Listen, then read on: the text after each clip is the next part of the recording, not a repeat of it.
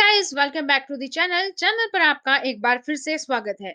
Previous year papers की series में आज हम डिस्कस कर रहे हैं सीटेट का दिसंबर 2018 का पेपर का पार्ट 4। यानी कि अगर आपकी लैंग्वेज 1 हिंदी है तो ये इस पोर्शन के क्वेश्चंस आपको अटेम्प्ट करने होते हैं 91 से 120। तो आज की इस वीडियो में हम इन्हीं 30 क्वेश्चंस पर डिस्कस करेंगे।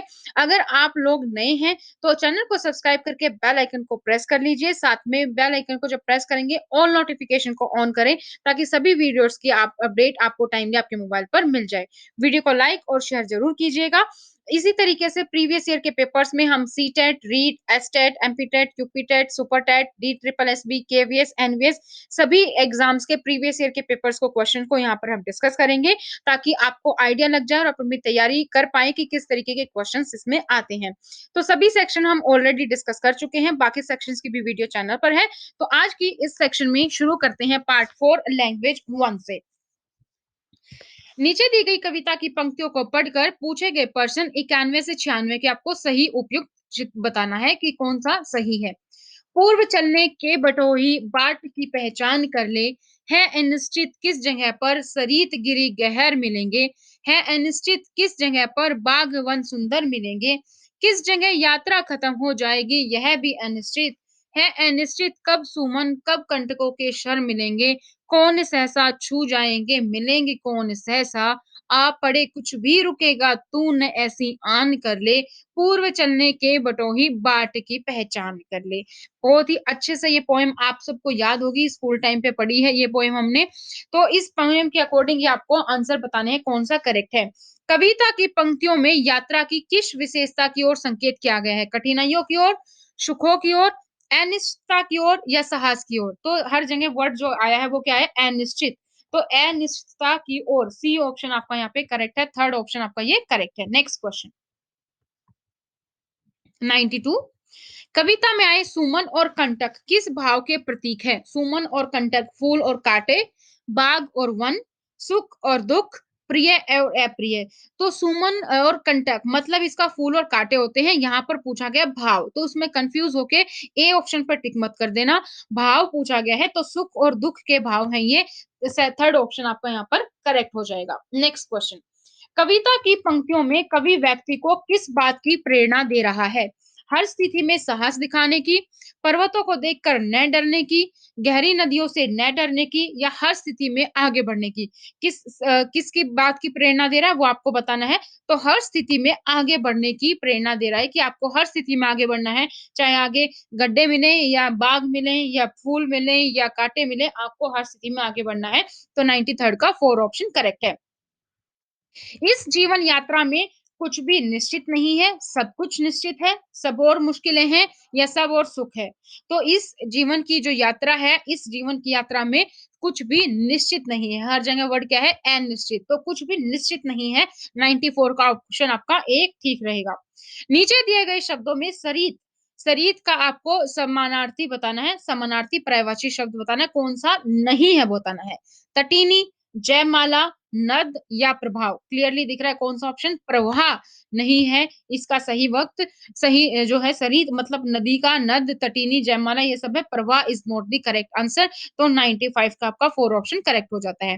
अनिश्चित शब्द में कौन सा प्रत्यय आ सकता है? प्रत्यय कौन सा आएगा? ते, ती, ती या ता? प्रत्यय अगर आपको नहीं भी आते हैं तो प्रत्यय जो शब्द के पीछे लगे, अनिश्चितता होता है तो ता आ सकता है। अनिश्चित ती नहीं होता है, अनिश्चित ते नहीं होता है, तो ता।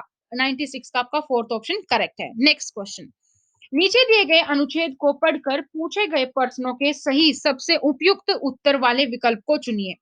एक और पैराग्राफ है वो पढ़ लेते हैं, फिर उसके अकॉर्डिंग क्वेश्चन देखेंगे। राष्ट्रीय पर्वों और सांस्कृतिक समारोह के दौरान गीत गाए जाए, कविताएं सुनी और सुनाई जाए, इसे लेकर माता पिताओं, स्कूल और समाज में व्यापक सहमति है। लेकिन गीत कविताएं बच्चों के जीवन में रच बस जाएं और वे उसका भरपूर आनंद लेने लगे, खुद तुकबंदियों करने लगे, रचने लगे, यह माता पिता को मंजूर नहीं। माता को लगता है ऐसा करते हुए तो वे उस राह से भटक जाएंगे जिस राह पर वे उन्हें चलाना चाहते हैं, जिस राह से वे अपनी सोची हुई मंजिल तक पहुंचना चाहते हैं। उनकी इस इच्छा में यह निहित है कि बच्चे वैसा कुछ भी नहीं करें जो वे करना चाहते हैं, बल्कि वे वैसा करें जैसा माता-पिता चाहते हैं। उनके भीतर बच्चों के स्वतंत्रता पूर्वक सीखने की प्रक्रिया के प्रति सतत संदेह और गहरा डर बना रहता है। यही हाल स्कूल का भी है। गीत, कविता, स्कूल और कक्षाओं की रोजमर्रा की गतिविधियों का हिस्सा बन जाए, यह स्कूल को मंजूर नहीं। स्कूल को लगता है ये इस सब के लिए समय कहाँ है? यह पाठ्य पुस्तक से बाहर की गतिविधियां हैं। शिक्षक और शिक्षा अधिकारी चाहते हैं कि शिक्षक पहले परीक्षा परिणाम बेहतर लाने के लिए काम करें। दूसरी ओर हमारी संस्कृति और समाज में गीत कविता की जो जगह थी, वे जगह लगातार सीमित हुई हैं। गीत गाने, सुनने सुनाने के अक्सर अवसर हुआ करते थे। वे अवसर ही गीत कविताओं को गुनगुनाते रह सकने के लिए याद करने को प्रेरित करते थे। सहेजने और रचने के लिए प्रेरित करते थे। उनमें कुछ जोड़ने के लिए प्रेरित करते थे। इस सब के लिए अतिरिक्त प्रयासों की ज़रूरत नहीं पड़ती थी। यह जीवन शैली का स्वाभाविक हिस्सा था। बच्चों के लिए पढ़ाई से अधिक खेलने-कूदने के लिए समय और जगह थी। खेलने-कूदने की मस्ती के दौरान ही उनके बीच में स्वतः ही नए खेलों, तुकबंदियों, खेल गीतों और बाल गीतों का सर्जन भी हो जाया करता था। उनकी ये रचनाएँ चलन में आ जाया करती थी, ज़बान पर चढ़ जाती थी, सालों-साल उनकी टोलियों के बीच बनी रहती थी। समय के साथ उसमें कुछ कमी पाए जाने पर संशोधित होती रहती थी। ये पैराग्राफ है, इस पैराग्राफ के बेसिस पर हमें आंसर देने हैं। तो 97 क्वेश्चन पढ़ लेते हैं क्या है? गीत, कविता बच्चों के जीवन में रच बस जाएँ, यह माता-पिता को पसंद नहीं क्योंकि इससे बच्चे पढ़ाई-लिखाई में बहुत पिछड़ सकते हैं। माता-पिता द्वारा तय लक्ष्य को प्राप्त न कर सकेंगे, केवल आनंद में ही खोए रहेंगे या केवल कविता ही लिखते रहेंगे। कौन-सा ऑप्शन करेक्ट है? तो माता-पिता द्वारा तय लक्ष्य को प्राप्त नहीं कर सकेंगे, ये ऑप्शन आपका राइट है। तो सेकंड ऑप्शन आपका यहाँ पर राइट हो जाएगा। 98 गीत, कविता स्कूलों को भी नहीं पसंद है। स्कूलों को भी पसंद नहीं है क्योंकि उन्हें लगता है स्कूली पढ़ाई-लिखाई से इसका कोई संबंध नहीं है। इससे बच्चों का बहुत समय नष्ट होता है। इससे परीक्षा परिणाम देर से आएँगे या यह सीखना बहुत ही कठिन काम है।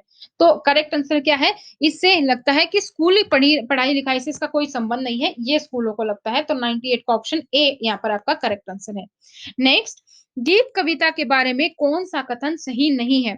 ये संस्कृति का अभिन्न हिस्सा है, ये जीवन शैली का स्वाभाविक हिस्सा है, ये भाषा सृजनात्मक को पोषित करते हैं या समाज में इनकी व्यापक सहमति नहीं है। कौन-सा ऑप्शन करेक्ट है? समाज में इनकी व्यापक सहमति नहीं है। 99 का 4th ऑप्शन आपका यहाँ पर करेक्ट है। अगला क्वेश्चन शिक्षा व्यवस्था गीत कविता को किस दृष्टि से देखती है? वादक के रूप में, साधक के रूप में, सहयोगी के रूप में या संपूरक के रूप में? कौन-सा ऑप्शन करेक्ट है? इसका ऑप्शन जो करेक्ट है वो है बाधक के रूप में देखती है शिक्षा व्यवस्था गीत कविता को। 101 अनुच्छेद के आधार पर गीत कविता के बारे में कौन-सा कथन सही नहीं है पूछा गया है, तो वो बताना है। ए स्कूल और परिवार इसकी महत्ता को समझ नहीं रहे। बी इससे बच्चे अपनी राह से भटक जाएँगे। सी ये बच्चों को शब्दों के से खेलने का अवसर देते हैं। डी बच्चे इसका भरपूर आनंद लेते हैं। तो 101 का जो करेक्ट आंसर है, इनसे बच्चे अपनी राह से भटक जाएँगे, ये आधार कथन सही नहीं है। 102 बच्चों के लिए लक्ष्य कौन निर्धारित करता है? सो हम बच्चे करते हैं, माता-पिता, स्कूल या शिक्षा अधिकारी? जब बचपन में है तो उस टाइम कौन करता है? माता-पिता करते हैं। तो सेकंड ऑप्शन आपका यहाँ पर करेक्ट है। कविताएँ सुनी-सुनाई जाएँ में क्रिया आपको बतानी है कि कौन-सी क्रिया है। कविताएँ सुनी-सुनाई जाएँ, अकर्मक, सकर्मक, प्रेरणार्थक या द्विकर्मक? इसमें जो है वो है आपकी सकर्मक, सेकंड ऑप्शन आपका यहाँ पर करेक्ट है। नेक्स्ट क्वेश्चन सांस्कृतिक में प्रत्यय है, वो बताना है आपको कौन-सा प्रत्यय है? तिक, कृतिक, इक या कै?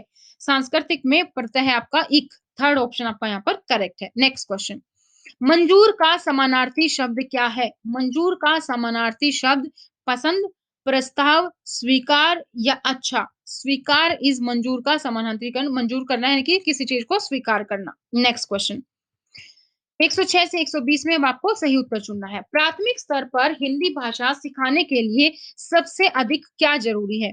ए भाषा शिक्षक का भाषा ज्ञान, बी कक्षा में रंगीन पाठ्य पुस्तकें, सी कक्षा में प्रिंट स्मर्द परिवेश या डी कक्षा में लिखित आकलन। कौन-सा ऑप्शन करेक्ट है? कक्षा में प्रिंट स्मर्द परिवेश, सी ऑप्शन करेक्ट है। हिंदी भाषा को सिखाने के लिए कक्षा में प्रिंट स्मर्द परिवेश होना चाहिए। नेक्स्ट बच्चे बोलचाल की भाषा का अनुभव लेकर विद्यालय आते हैं। इसका निहितार्थ है कि बच्चे को बोलचाल की भाषा न सिखाई जाए, बच्चों की बोलचाल की भाषा को सुधारा जाए, बच्चों के भाषाई अनुभवों का उचित प्रयोग किया जाए या फिर बच्चों के भाषाई अनुभवों को कक्षा से बाहर रखा जाए। बच्चे बोलचाल की भाषा का अनुभव लेकर विद्यालय आते हैं, तो बच्चों के जो भाषाई अनुभव है, उनका उचित प्रयोग किया जाना चाहिए। सी ऑप्शन आपका यहाँ पर करेक्ट है। थर्ड ऑप्शन आपका यहाँ पर करेक्ट है। Next question. भाषा सीखने सिखाने में आप किसे सबसे अधिक महत्वपूर्ण मानते हैं? ए संज्ञानात्मक विकास, बी सामाजिक अंतःक्रिया, सी दृश्य श्रव्य प्रणाली या डी बाल साहित्य। तो भाषा सीखने सिखाने में सबसे अधिक महत्वपूर्ण है सामाजिक अंतःक्रिया। सेकंड ऑप्शन आपका यहाँ पर करेक्ट है। Next question. हिंदी भाषा शिक्षक का यह प्रयास होना चाहिए कि वे बच्चों की भाषा संबंधी सहज रचना शक्ति को बढ़ने के अवसर दें, बच्चों की मातृभाषा के स्थान पर हिंदी भाषा को ही कक्षा में स्थान दें, बच्चों द्वारा मानक भाषा का ही प्रयोग करने के लिए अवसर दें या फिर बच्चों को शिक्षाप्रद बाल साहित्य पढ़ने के लिए भरपूर अवसर दें। तो बच्चों की भाषा संबंधी सहज रचना शक्ति को बढ़ने के अवसर दें। ए ऑप्शन आपका यहाँ पर करेक्ट होगा। Next question. कक्षा 5 के बच्चों के भाषा आकलन के संदर्भ में आप किस सवाल को सबसे कमजोर मानते हैं? तो कक्षा 5 के हिसाब से आंसर देना, ध्यान से पढ़िएगा ऑप्शन। आंसर आप अपने कमेंट सेक्शन में कमेंट करते रहें। तो केशव सबसे पहले क्या कहता होगा? कल्पना करके केशव के शब्दों में लिखें। यदि ईला तुम्हारे स्कूल में आए तो उसे किन-किन कामों में परेशानी होगी? थर्ड है अपने दोस्तों से पूछकर पता करो कि कौन किस बात से घबराता है।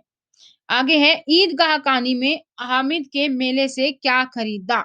तो सबसे आसान, सबसे कमजोर सवाल क्या है? ये वाला सवाल है। क्योंकि ये ईदगाह कहानी में हामिद के मेले से क्या खरीदा अलग से दिख रहा है कि कोई कविता है या कोई कहानी है ईदगाह नाम की और उससे हामिद ने मेले में क्या खरीदा, ये पाठ्यक्रम का ही पुस्तक है, पाठ्यक्रम का ही क्वेश्चन है, बाकी में थोड़ा-सा सोचना पड़ सकता है। तो सबसे कमजोर क्वेश्चन चौथा हुआ। डैश भाषा का अति महत्वपूर्ण प्रकार यह है, सुनना, अक्षर ज्ञान, संप्रेषण या लेखन। कौन सा ऑप्शन करेक्ट है? तो डैश संप्रेषण भाषा का अति महत्वपूर्ण प्रकार है। ऑप्शन सी यहाँ पर आपका करेक्ट है। Next question. सुनने और लिखने की कुशलता का आकलन करने का सबसे अच्छा तरीका है क्या है? कविता सुनना और शब्द से लिखना, कविता सुनकर प्रश्नों के उत्तर लिखना, सुनी गई कहानी को अपने शब्दों में लिखना या सुनी गई कहानी को सशब्द लिखना। कौन सा ऑप्शन आपका करेक्ट है? ऑप्शन थर्ड करेक्ट है। सुनी गई कहानी को अपने शब्दों में लिखना, ये सुनने और लिखने की कुशलता का आकलन करने के लिए सबसे अच्छा तरीका है। Next question. सार्थक पढ़ते समय कभी-कभी वाक्यों, शब्दों की पुनरावृत्ति करता है। यह भाषाई व्यवहार क्या दर्शाता है? वह पढ़ने में अधिक समय लेता है, वह अटक-अटक कर ही पढ़ सकता है, वह समझ के साथ पढ़ने की कोशिश करता है, उसे लंबे शब्दों को पढ़ने में कठिनाई होती है। कौन-सा ऑप्शन करेक्ट है? तो वो समझ के साथ पढ़ने की कोशिश करता है, इसीलिए वो वाक्य और शब्दों की पुनरावृत्ति करता है। तो थर्ड ऑप्शन आपका यहाँ पर करेक्ट है। Next question. हिंदी भाषा में आकलन का उद्देश्य नहीं है। कौन-सा उद्देश्य नहीं है, वो आपको बताना है। ए, बच्चों की भाषा प्रगति को अभिभावकों और अन्य शिक्षकों को बताना। बी, भाषा सीखने के संदर्भ में प्रत्येक बच्चे की विशेष आवश्यकता की पहचान करना। सी, भाषा सीखने सिखाने की प्रक्रिया को उन्नत बनाना या डी, बच्चों की भाषागत त्रुटियों की ही पहचान करना। कौन-सा ऑप्शन करेक्ट है? 114 का फोर्थ ऑप्शन करेक्ट है। बच्चों की भाषागत त्रुटियों का ही पहचान करना हिंदी भाषा में आकलन का उद्देश्य नहीं है, बाकी सभी हैं। तो फोर्थ ऑप्शन आपका यहाँ पर करेक्ट है। Next question. आपके विचार से प्राथमिक स्तर पर उत्कृष्ट लेखन कार्य का उदाहरण है। उत्कृष्ट लेखन कार्य का उदाहरण क्या है? ए, छुट्टियां कैसे मनाई जाए इस विषय पर अनुच्छेद लिखना। बी, मेरे सपनों का भारत विषय पर अनुच्छेद लिखना। सी, पाठ्य पुस्तक से इतर कठिन शब्दों का श्रुत लेखन या डी, किसी आंखों देखी घटना का लिखित वर्णन करना। कौन सा ऑप्शन करेक्ट है? सबसे प्राथमिक स्तर पर उत्कृष्ट लेखन का क्या है? किसी आंखों देखी घटना का लिखित वर्णन करना is the correct answer. Next question. भाषा सीखने के संदर्भ में कौन सा कथन सही है वो आपको बताना है। एक है बच्चों में भाषा अर्जित करने की जन्मजात क्षमता होती है। बी बच्चों में भाषा अर्जित करने की जन्मजात क्षमता नहीं होती। सी बच्चे विद्यालय आकर ही भाषा सीखते हैं या डी बच्चे विभिन्न संचार माध्यमों से ही भाषा सीखते हैं। कौन-सा ऑप्शन करेक्ट है? तो भाषा सीखने के संदर्भ में कौन-सा कथन सही है? बच्चों में भाषा अर्जित करने की जन्मजात क्षमता होती है, इसीलिए तो बचपन में ही सीख लेते हैं, जो भी आस-पड़ोस में जो भी आपकी भाषा बोली जाती है, बच्चे वही सीख लेते हैं। Next question. डिस्ग्राफिया हमेशा क्वेश्चन आता है ये डिस्ग्राफिया से। तो डिस्ग्राफिया से प्रभावित बच्चों को मुख्य रूप से डैश में कठिनाई होती है, लिखने में कठिनाई होती है। सुनने, बोलने, पढ़ने या लिखने डिस्ग्राफिया वाले प्रभावित बच्चों को लिखने में कठिनाई होती है। ये क्वेश्चन बहुत ही इंपॉर्टेंट है, हर बार आ ही जाता है, तो इसको ध्यान से पढ़िएगा। Next question.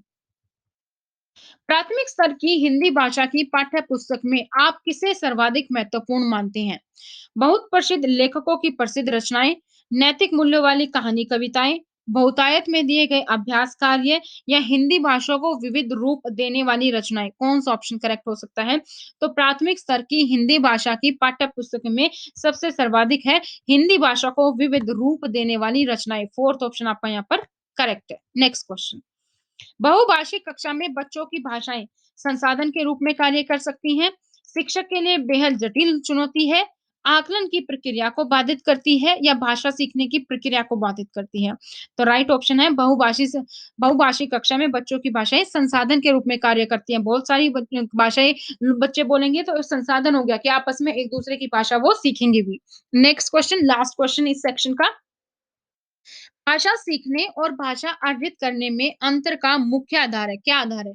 भाषा की पाठ्य पुस्तकें, भाषा का लिखित आकलन, भाषा का उपलब्ध परिवेश या भाषा की जटिल संरचनाएँ। कौन-सा ऑप्शन करेक्ट है? सी ऑप्शन भाषा का उपलब्ध परिवेश जो है वो सी ऑप्शन आपका यहाँ पर राइट है।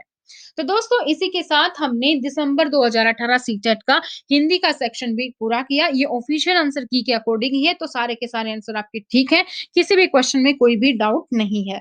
तो आई होप वीडियो आपको पसंद आई होगी। तो दोस्तों इस वीडियो को लाइक और अपने दोस्तों के साथ ज़रूर शेयर करें ताकि उन लोगों को भी फ़ायदा हो, जो लोग घर पर बैठकर तैयारी कर रहे हैं। तो दोस्तों अगर अभी तक आपने चैनल को सब्सक्राइब नहीं किया है तो चैनल को सब्सक्राइब करके बेल आइकन को प्रेस कर लीजिए ताकि जैसे ही कोई नई नोटिफिकेशन आए उसकी जैसे ही कोई नई वीडियो अपलोड हो उसकी नोटिफिकेशन आपको मिले सबसे पहले। तो आज की वीडियो में इतना ही, मिलेंगे नेक्स्ट वीडियो में नए एग्जाम के साथ, नए सेक्शन के साथ। Thank you so much, bye bye, take care.